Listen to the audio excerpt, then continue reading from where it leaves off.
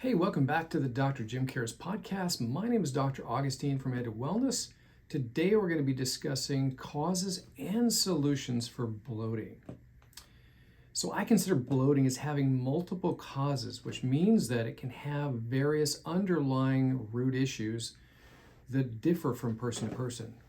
So however, some most common causes of bloating would be number one, dysbiosis. Dysbiosis is an imbalance of the gut microbiota, which means the bacteria that's in your digestive tract. And this can lead to bloating and other gastrointestinal symptoms. So dysbiosis can be caused by various different factors such as poor diet, stress, other medications, things of that sort.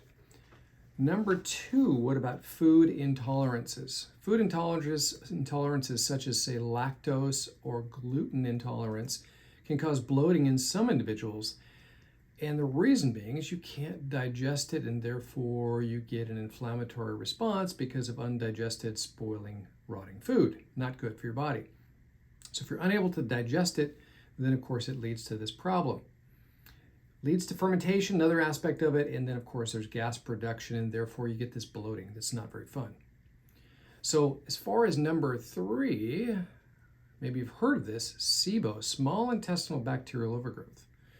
SIBO, it's a condition where there's an overgrowth of the bacteria in the small intestine that actually grows into the large intestine and can cause these sorts of gastrointestinal symptoms such as abdominal pain, bloating, and that sort of thing, even lower bowel gas.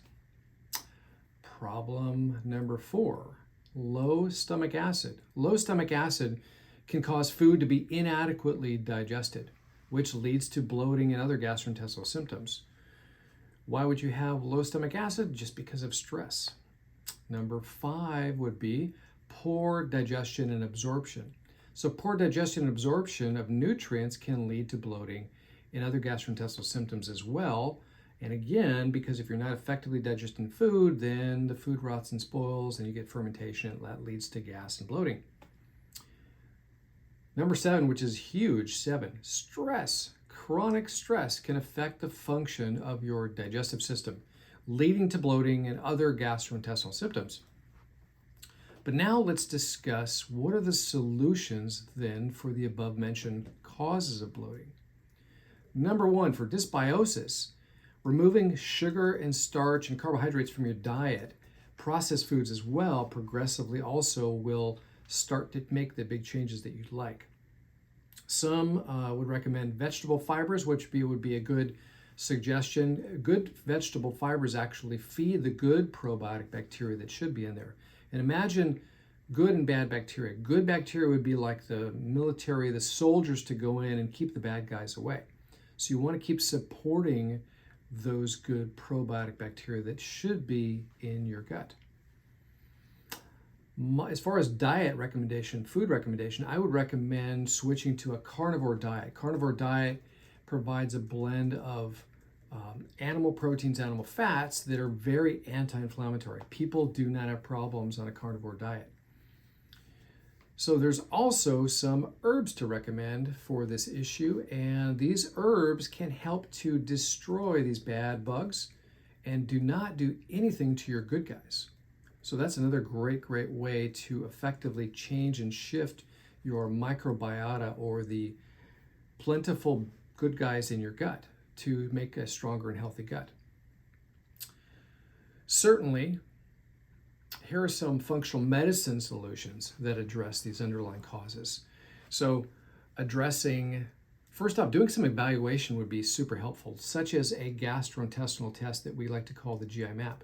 GI map is a DNA stool test, cutting edge scientific stool test that really discovers root causes in your intestinal tract. It shows pathogenic bacteria, pathogenic viruses, pathogenic yeast, the stuff that really causes your gut to be a problem. It also shows you how many good guys you have, the good probiotic bacteria, versus those dysbiotic bad bacteria in your gut.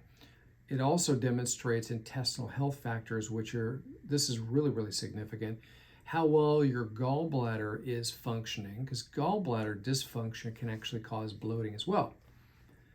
Also, it measures and shows us a measurement that's called elastase 1. Elastase 1 is a measure of pancreatic enzymes.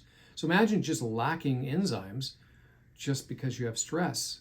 So dealing with stress would be a big thing too. Starting to look at your stressors.